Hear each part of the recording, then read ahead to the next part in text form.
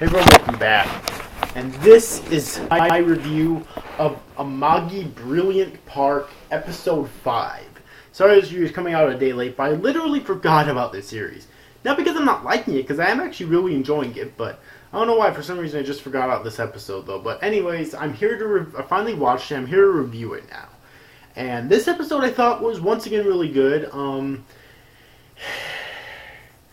It's kind of weird with this episode, because I've heard a lot of people saying that, you know, this series is going on kind of like an episodic route now, okay, which doesn't really suit it too well, which I kind of agree and disagree at the same time, because I agree in the sense that if this episode didn't exist, I don't think that it would affect the plot too much, at least the majority of this episode, okay, but that being said, there was a tiny bit of plot progression.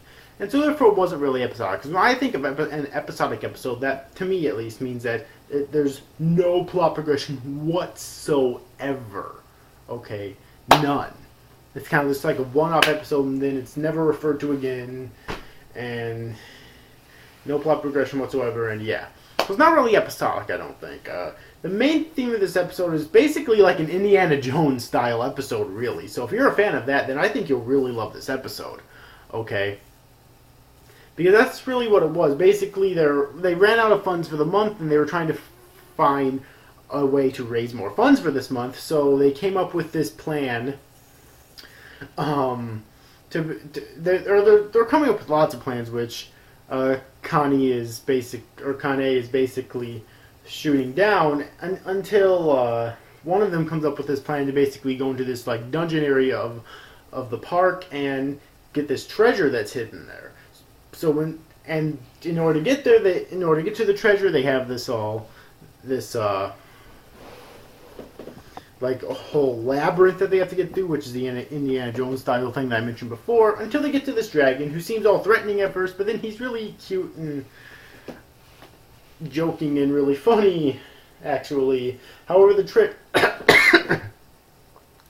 and apparently that was actually an attraction. However, apparently they sold the treasure off years ago, so at the end of the episode they're debating what they're actually going to do in order to get the funds for this month, and then the end of the episode made me cry. The end of the episode really made me cry. I think we should have a moment of silence to mourn the loss of a fellow otaku's otaku memorabilia. Why? Seriously, watching him suffer as all of his stuff gets sold in order for them to get the funds for the rest of the month. That literally made me fucking cry. I was like, why? I mean, seriously, if that happened to me, if someone came into my house and tried to steal my shit, well, first off, they wouldn't be walking out, they'd be crawling out. But that being said, if they somehow managed to succeed, oh my god, I don't know what I would do. Granted, I don't have a shit ton of stuff, but I mean, if I had like that much fucking stuff, oh my god, it'd be terrible. So that was my least favorite part about the episode. It made me want to weep out of depression. Just saying. But anyways, though, other than that, I really enjoyed this episode. It wasn't the best episode in the series so far, I don't think. It was definitely an average episode, but I really enjoyed it. It was an enjoyable episode, okay? And there was lots of really funny moments in it, such as the dragon turning all cartoony and whatnot, and apparently him and his attraction buddies getting hired to the park, okay? And the whole thing with those other girls constantly texting Sento, and her sending back these bullshit replies, you know, which have absolutely nothing to do with what they're asking her, you know, which is very realistic too. You know, people do that a lot. I've even been guilty of doing that at times.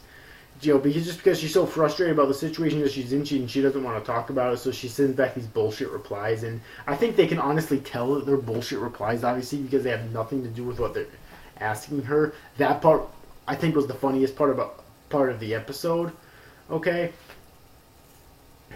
Also, I noticed something watching this episode. I noticed that one bear guy and Kane seem to be getting along a lot better than they used to. Granted, they still butt heads occasionally, but it's nowhere near as bad as it once was. So I actually noticed that watching this episode, and I thought that was actually kind of cool. But either way, I really enjoyed this episode. I thought it was pretty good. Okay, granted, like I said before, it wasn't the best in the series, or even one of the best in the series so far, at least. But I still actually kind of liked it. If you have yet to see this week's episode of Amagi Brilliant Park, then I definitely recommend that you do. I thought it was good. Okay, so anyways, overall, I hope you enjoyed this review, guys. See you after, guys. Thank you for watching. Bye-bye.